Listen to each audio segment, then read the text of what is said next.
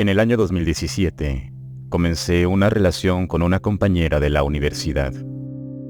Ella acababa de llegar de su ciudad natal y rentaba un pequeño cuarto en el centro de la ciudad para poder estudiar una carrera universitaria ante la imposibilidad de hacerlo en donde ella vivía. Dado que ella era foránea, no tenía amigos o conocidos en esta ciudad. Pero por alguna razón, comenzó a hablarme desde el primer día de clases. Mencionó esto porque ahora que lo recuerdo, a lo largo del tiempo que estuvimos juntos en la carrera, jamás la vi hablando con nadie más, aparte de mí. El cuarto donde ella vivía era una pequeñísima habitación en donde únicamente cabía una cama individual, un escritorio, y tenía un baño diminuto en donde era apenas posible darse un baño. Sin embargo, pasábamos todo el tiempo después de clases ahí. Supongo que es normal que una pareja de universitarios con tanta privacidad quiera estar juntos todo el tiempo libre que tengan. Para llegar a este lugar, era necesario cruzar por una especie de vecindad que se encontraba escondida en uno de los callejones menos conocidos del centro. A decir verdad, era una zona muy segura, pues nunca tuve problemas con salir de su casa en la madrugada para llegar a la mía, que estaba apenas a unas cuantas cuadras. A causa de todo el tiempo que pasaba con mi novia, comencé a tener problemas con mi padre y con mi madre, quienes creían que descuidaría mis estudios. Todo esto terminó con una gran discusión que me hizo tomar la decisión de mudarme con mi novia. Ahora ambos vivíamos en ese pequeñísimo cuarto. Al principio todo era como una luna de miel, pero conforme pasaba el tiempo, las cosas cambiaron. Comencé a perder peso. Pasé de ser un chico atlético a estar casi en los huesos, al tiempo en el que estaba constantemente enfermo. Dejé de ir a mis clases, a pesar de que mi novia nunca faltaba. Ella me decía que era mejor para mi salud que me quedara en casa a descansar.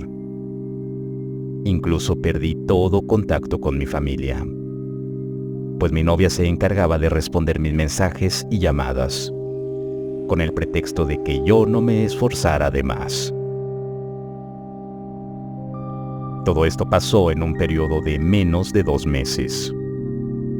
Llegué al punto de estar despierto únicamente cuando mi novia llegaba después de la escuela, y me hacía beber agua sin dejarme comer nada, porque según ella, la comida me caería muy mal.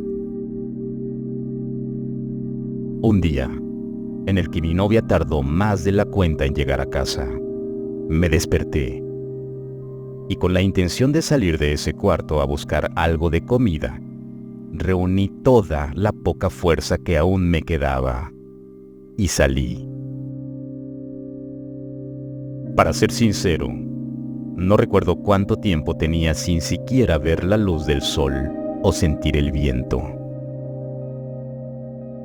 Al dar un paso fuera de la casa sentí algo bajo mis zapatos. Justo en la entrada había una línea de sal, al menos 1 kilo de sal esparcido por la entrada. No entendía por qué, y para ser sincero, me importó poco. Lo único que quería era poder comer algo. Sin embargo, cuando por fin logré salir de esa vecindad y llegar al callejón, mi novia se me acercó rápidamente, colérica y gritando. Nunca la había visto así. Pensé que se alegraría de verme en pie, pero no fue así. Me tomó del brazo y sin ningún esfuerzo me jaló hacia adentro. Me hizo acostarme nuevamente y comenzó a darme más y más agua, más de lo usual. Solo que en esta ocasión tenía un sabor amargo.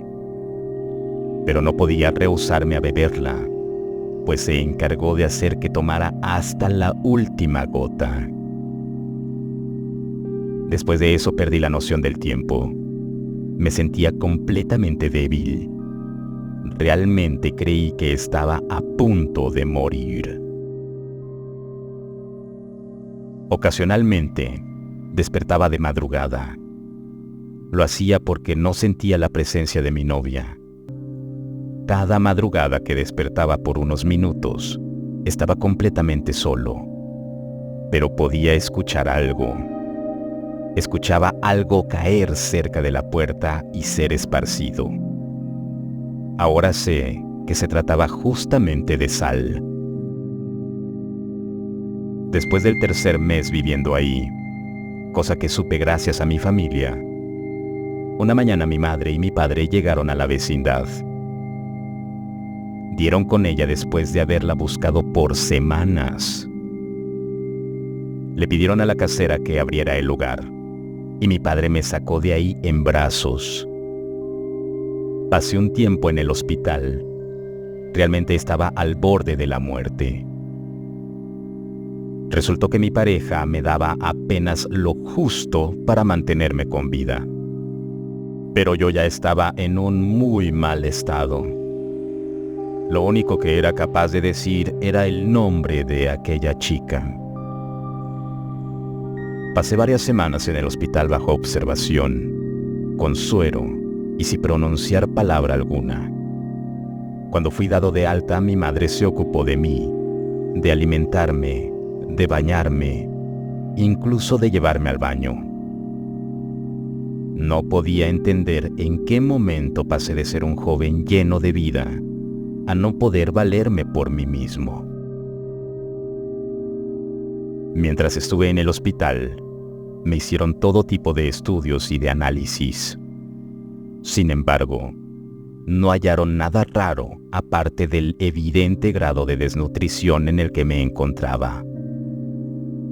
Nadie supo explicar cómo fue que llegué a ese punto. En todo el tiempo que duró mi recuperación, no tuve contacto alguno con mi pareja. Nunca me buscó, pero yo aún pensaba en ella y deseaba estar a su lado. No con la misma intensidad de antes, pero aún tenía ese sentimiento. Razón por la cual, una mañana en la que mi familia salió a atender algunos asuntos, decidí que iría a buscarla.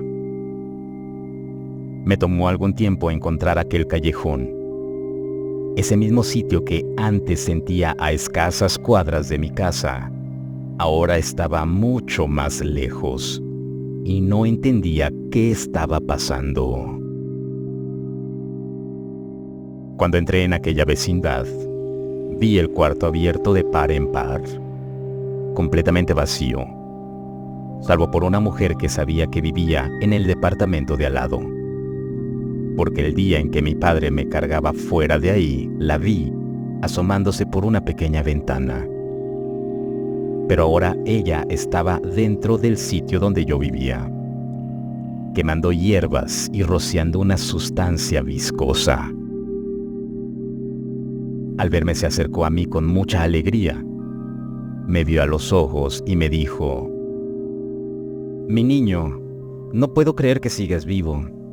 Después de lo que te hicieron pensé que ya no la librabas».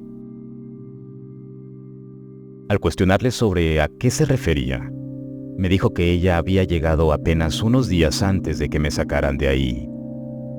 Fue ella quien habló con la casera para que abriera la puerta y mis padres pudieran llevarme. Me contó que la señora con quien estuve me estaba drenando la vida. En ese momento, pregunté que a qué señora se refería, si yo vivía ahí con una joven de mi edad.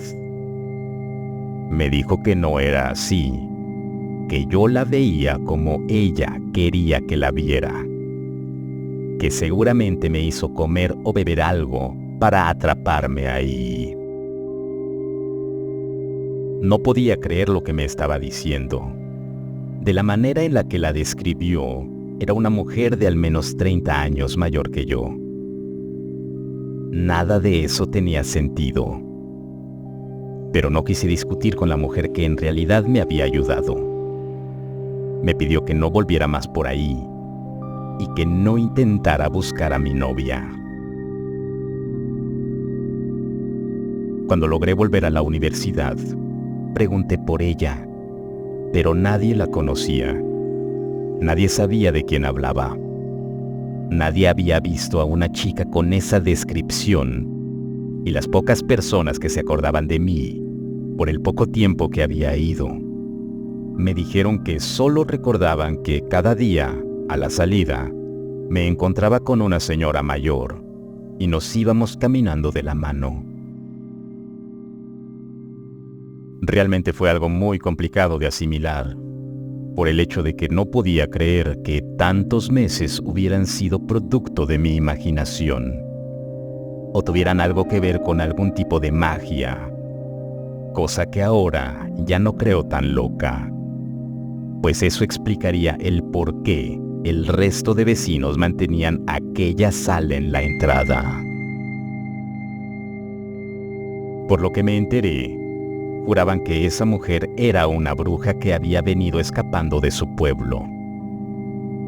Ahora, tantos años después, caminando por un pueblito mágico con mi actual pareja, quien por cierto sí es de mi edad, vi a lo lejos a una mujer, algo mayor, pero con los rasgos de aquella chica a quien tanto quise.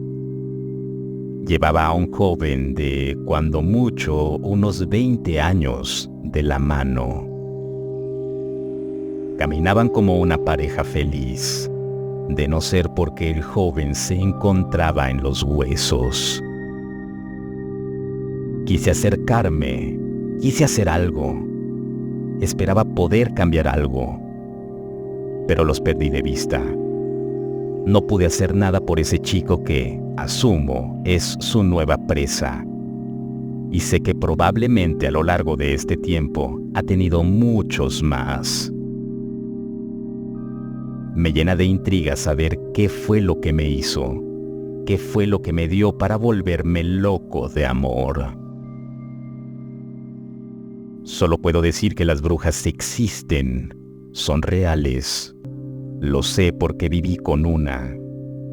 Estoy consciente de que sigo vivo, gracias a mi familia que no me abandonó, gracias a aquella mujer que me ayudó. Decidí que no viviría con miedo. Creo que ni siquiera podría hacerlo porque estos son todos los recuerdos que tengo de aquellos meses. No sé nada más. Aún a veces olvido cosas. Pierdo el apetito por días y siento miedo cada noche, precisamente en la hora en que ella solía llegar.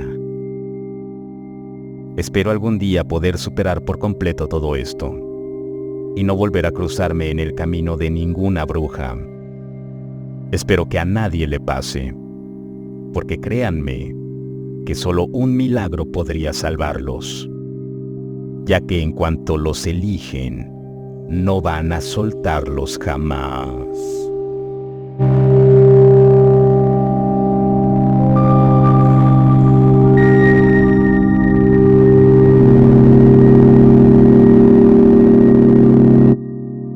Me gustaría compartir mi historia, pues siento que si no lo hago, enloqueceré.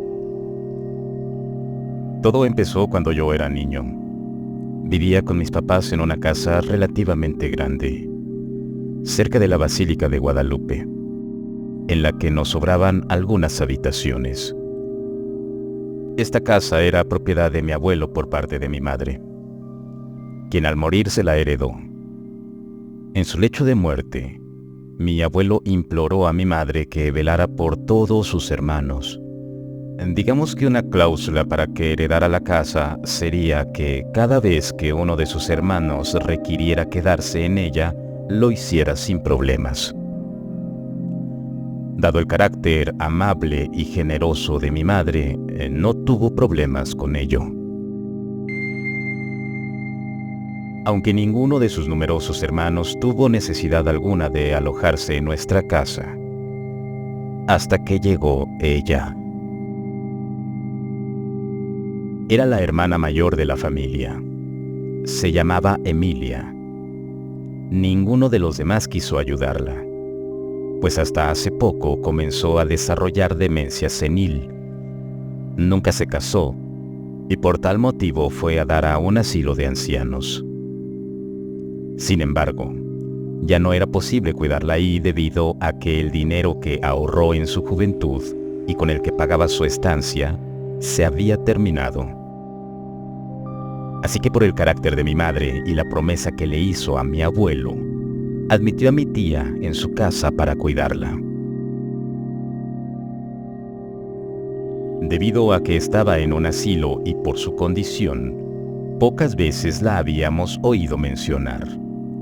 Incluso era la primera vez que yo la veía. Su rostro ya estaba muy arrugado. Tenía solo unos mechones de cabello, espalda encorvada y mirada algo perdida, aunque tenía restos de lo que era un semblante severo. Muchos años después, mi madre me diría que, como mi abuelo tuvo que trabajar para mantener a sus hijos cuando mi abuela se marchó como Adelita en la Revolución, endilgó la tarea de la crianza de los hijos a la tía Emilia, lo cual le amargó el carácter y forjó dicho semblante. Cuando mi madre le dio la bienvenida, la tía Emilia simplemente emitió un gruñido corto y miró a mi madre casi como si quisiera ordenarle algo. «Tranquila, Emilia, siéntete como en tu casa», le dijo, como si comprendiera la naturaleza de aquel gruñido. Posteriormente, le pidió a mi papá que llevara el equipaje, que consistía en una maleta y una bolsa de mandado. Mientras él cargaba la maleta, me pidió ayudarle con la bolsa, las cuales pusimos en una habitación que estaba a un lado de la mía. Mi madre llevaba a la tía Emilia, quien no dejaba de gruñir mientras ella le hablaba cariñosamente. Eso me dejaba un sentimiento de malestar que se acentuaba conforme pasaban los días. Mi madre nos encargaba a mis dos hermanas y a mí que le lleváramos sus alimentos y nos turnábamos. Cuando me tocaba a mí, dejaba con rapidez la comida y me iba. Pues la primera vez que realicé esta tarea, la tía Emilia me miró fijamente y emitió un gruñido muy fuerte, al punto que por accidente tiré el plato al suelo y corrí asustado. Mis hermanas nunca tuvieron ese problema, quizá porque no miraban a los ojos a mi tía o porque nunca se incomodaron con su presencia. Mi tía vivió en nuestra casa por un año, el cual fue muy difícil, debido a que era una garantía de gruñidos entregarle la comida. Incluso era complicado jugar en mi casa. En las pocas ocasiones que un amigo venía a jugar conmigo a mi casa, era cuestión de tiempo para que escucháramos gruñidos horribles, lo cual ahuyentaba a mi invitado. Lo mismo sucedía cuando jugaba solo. No podía siquiera mover un cochecito sin provocar reacciones en la tía Emilia. Siempre negativas. Finalmente, entre gruñidos, miradas penetrantes, achaques y frecuentes consultas médicas, la tía fue trasladada al hospital a causa de una afección respiratoria. 3 semanas después, falleció en una cama de hospital, a varios kilómetros de mi casa. Sin embargo, el proceso fúnebre sí se hizo ahí, con todos mis tíos y tías presentes, gracias a que mi mamá los llamó a todos. Sin querer, yo escuché una conversación entre 2 de ellos. Ambos recordaban que no medía con la misma vara a los niños y a las niñas que tuvo a su cuidado. ¿Te acuerdas cómo te encerró en el granero porque no quisiste comer verduras?, decía uno de ellos. ¿Y qué me dices de la cueriza que te dio cuando olvidaste atar al caballo?, respondió el otro tío. De pronto, llegó otra de mis tías y reforzó la idea que planteaban ellos dos. Ustedes tienen la culpa. Siempre fueron tremendos. A mis hermanas y a mí nunca nos levantó la mano porque siempre nos portábamos bien. Sabes muy bien que eso no es verdad, hermana. Y lo sabes. La tía Emilia los trataba diferente que a nosotros. ¿A poco no te acuerdas que ya más grandecita, tú llegabas bien tarde de verte con el novio y ella te solapó? Una semana después, yo salí con una joven de una hacienda cercana. ¿Y cómo me puso mi papá cuando se enteró? Gracias a Emilia. Ya casi me amenazaba con casarme con ella o mandarme de cura. Esa plática me hizo pensar el por qué sentía algo diferente a lo que mis hermanas cuando llevaba los alimentos a mi tía. Ahora sabía que era una mujer severa con los hombres y solapadora con las mujeres. Cosa muy extraña en una sociedad primordialmente machista. Eso regularmente es al revés. Pasó el tiempo del novenario. De ahí un mes de constantes visitas de mis tíos, hasta que dejaron de venir a la casa. De algún modo habíamos vuelto a nuestra vida normal, hasta que una noche tuve un sueño perturbador. Estaba en mi habitación, como si me hubiera acabado de despertar. En mi sueño ya eran las 5 de la mañana. No sé cómo lo sabía, y de pronto escuchaba un gruñido similar a los que hacía la tía Emilia cuando me acercaba a entregarle la comida. Este venía de la habitación contigua, justo la que habitaba. No sé cómo me armé de valor, pero me atreví a entrar a la habitación. Esta se encontraba oscura.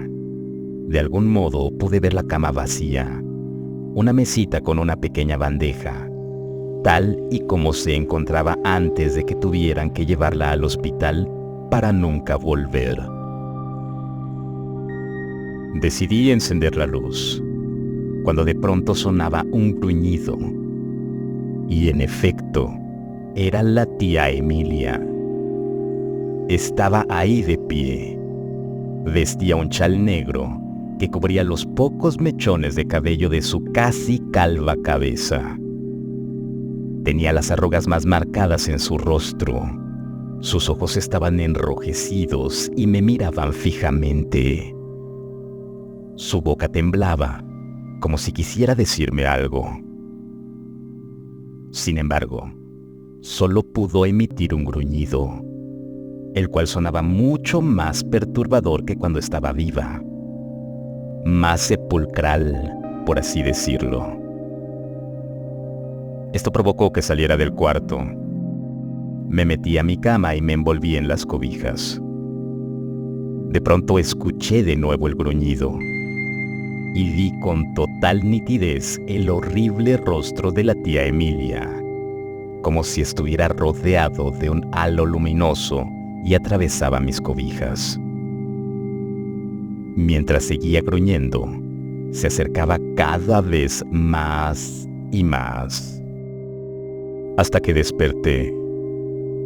Estaba bañado en sudor en mi habitación, a oscuras. Decidí levantarme y encender la luz de mi cuarto, con la respiración completamente acelerada. Temía que mi sueño fuera real, por lo que me asomé al pasillo y vi la puerta donde se quedaba la tía Emilia. No había nada. Esa madrugada me quedé despierto. Incluso pude contemplar el amanecer por primera vez, que si no fuera por el miedo que sentí en toda la noche, lo habría apreciado mejor. A la salida del sol, mi madre me llamó a desayunar en el umbral de mi puerta. Ahí fue que me vio muy alterado, a lo que me preguntó qué me había sucedido. «Mamá, soñé con la tía Emilia. Me estaba persiguiendo desde lo que era su habitación», le dije. Me miró extrañada. Me dijo que quizás había cenado demasiado cereal en la noche anterior, por lo que no le dio mucha importancia al asunto.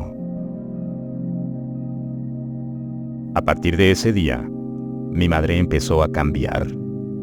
Su carácter amable era el mismo con mis dos hermanas. Sin embargo, conmigo se hizo muy cortante. Durante los siguientes meses, tuve con mayor frecuencia ese sueño, hasta que un día apareció una extraña mancha que estaba en la pared, que era la contraria a la de la habitación de la tía Emilia. Con el tiempo pude notar que tomaba la forma de una persona, hasta que en el transcurso de un año se veía tal y como se vería mi tía con su chal en la cabeza. En definitiva, me negué a volver a dormir en esa habitación, así que le imploré a mis padres que me cambiaran de cuarto. Al fin teníamos de sobra otros 3 más. Mi madre minimizó mis súplicas. Sin embargo, cosa extraña, mi papá y mis hermanas intercedieron por mí, con lo que a mi madre no le quedó otra opción más que acceder a mi petición. Poco después mi padre me dijo que yo no era el único afectado por los cambios de conducta de mi madre, sino también a él no le hablaba como siempre. Mis hermanas me dijeron que fue mi padre quien les hizo ver el cambio de actitud de mi mamá, pues esa misma semana a ellas les hizo un guisado que les gustaba mucho, mientras que nosotros nos tuvimos que conformar con las sobras del día anterior. Una vez que terminamos la mudanza, a mi padre se le ocurrió de la nada dar un paseo para despejarnos de la atmósfera lúgubre y melancólica de la casa, lo cual alegres aceptamos todos, menos mi madre, quien puso de pretexto que debía quedarse a limpiar. Más a fuerza que voluntariamente, llevamos a mi madre al exterior, y sucedió que comenzó a sonreír de una manera que no habíamos visto nunca. Fue entonces que mi padre se excusó con nosotros y se fue corriendo en dirección a la basílica.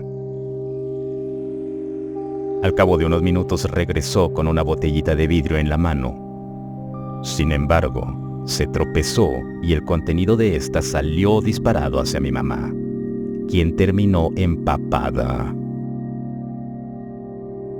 «Ahora tendré que cambiarme. Gracias, amor», dijo sarcásticamente mi madre. «Claro, te acompaño», respondió mi padre. «Niños, acompáñenos adentro». Confundidos, obedecimos, y una vez adentro, notamos que mi mamá no dejaba de sonreír, e incluso nos ofreció preparar para la cena algo que a todos nos gustara. Fue entonces que mi padre nos dijo que el día que yo tuve la pesadilla, mamá había comenzado a tratarlo de una forma despectiva. Inclusive en una ocasión le comenzó a gruñir, como lo hacía la tía Emilia. Preocupado, fue a la basílica a buscar ayuda. El cura, que escuchó lo que nos sucedió, aconsejó sacar a mamá de la casa, pues ésta se encontraba llena de la presencia de la tía Emilia, y su alma estaba dispuesta a invadir a la huésped más cercana. En cuanto lográramos sacarla, debía de rociar con agua bendita a mi madre. Si volvía a ser como antes, al día siguiente deberíamos de bendecir la casa y pedir por el eterno descanso de la difunta. Fue lo que hicimos al día siguiente, y al terminar, solo por curiosidad, fui a la que era mi habitación, y la mancha había desaparecido. Con eso supe que la pesadilla había terminado. Años después, me mudé de la casa de mis padres, me casé y tuve un trabajo estable. Lo mismo hicieron mis hermanas. Incluso una de ellas ya es madre de un hermoso niño. A veces llamo a mi padre, ya que enviudó hace poco y se quedó en la casa de mi abuelo. Le llamo para saber si no ha tenido problemas para dormir. Y hasta hace una semana me dijo que no. Sin embargo, ayer le hablé y me dijo que le pareció escuchar gruñidos en la que era mi primera habitación. Poco después, yo los oí aquí, en mi casa, justo en la pared de mi habitación, de mi lado de la cama. Acabo de ver cómo se empieza a dibujar la silueta de una mujer, de la tía Emilia.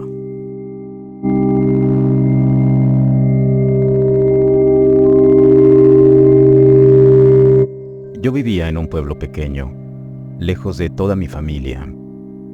Había llegado ahí porque mi esposo me llevó. Él tenía una tienda que me dejó al morir.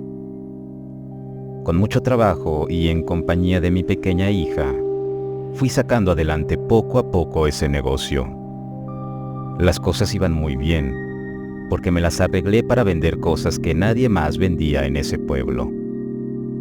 Además, a mis clientes les hacía regalos y descuentos. Ellos se lo decían a sus conocidos, y así me fui haciendo de más y más clientes. Una tarde, llegó un señor vestido con ropas muy elegantes y con un aparato que nunca había visto antes, un celular. Él quería comprar el terreno donde tenía mi tienda. La suma era buena, pero yo no sabría cómo hacer que ese dinero me rindiera, y por eso le dije que no. El señor me insistió y me advirtió que él pondría un supermercado, y que si yo no le vendía el terreno, alguien más sí lo haría. Y cuando el supermercado estuviera abierto, mi negocio se quedaría sin clientes. Lo que él decía tenía mucha verdad, pero nunca me gustaron las amenazas, así que mantuve la postura y me negué a venderle. Al paso de 4 meses, el supermercado abrió. Contando mi tienda, había 3 en total. Las 2 cerraron. Luego, un mes, yo resistí a la apertura del supermercado, precisamente por los regalos y descuentos que hacía. El dueño del supermercado era muy ambicioso. Quería quedarse con todo el pueblo para él solo, así que mandó a uno de sus trabajadores a amenazarme. El mensaje era que si yo no cerraba la tienda, mi hija pagaría las consecuencias. Creí que aquella advertencia eran tan solo palabras vacías. Pero una tarde, cuando fui a recoger a mi hija a la escuela, no la encontré. Nadie supo qué fue lo que le pasó. Simplemente desapareció. Pasé meses buscando a mi hija. Todos sospechaban que el dueño del supermercado era el responsable, pero nunca se pudo hacer nada.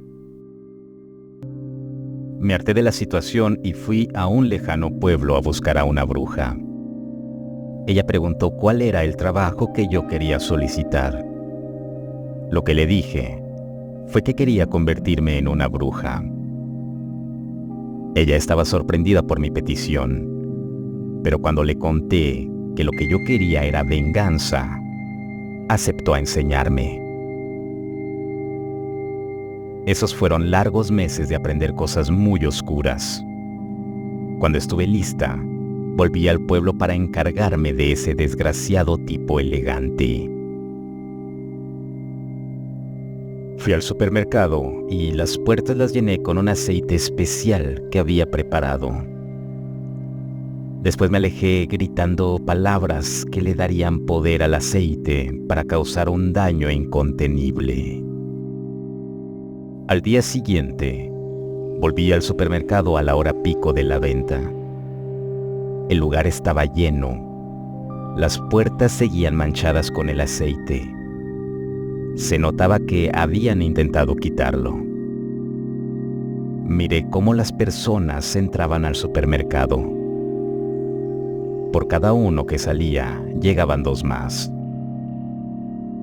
Debo aclarar que yo sabía que la esposa del dueño era la gerente, y más familia de ese señor trabajaban ahí como jefes.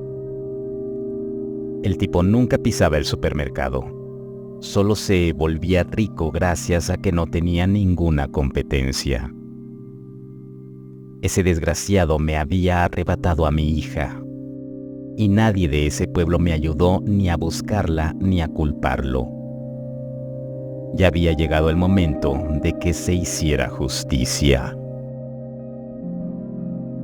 El aceite que yo había vertido sobre las puertas de ese supermercado era un aceite de condenación.